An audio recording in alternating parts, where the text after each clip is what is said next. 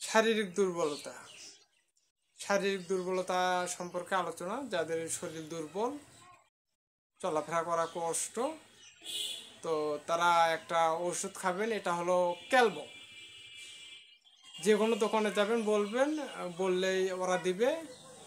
একটা 5 টাকা পিস নেবে, 10টা ওষুধ 50 টাকা নেবে।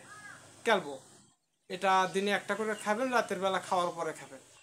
আল্লাহর রহমতে আপনার শরীরে ক্যালসিয়াম বৃদ্ধি হয়ে যাবে এবং আপনার পুরুষ লিঙ্গ জোর এসে যাবে।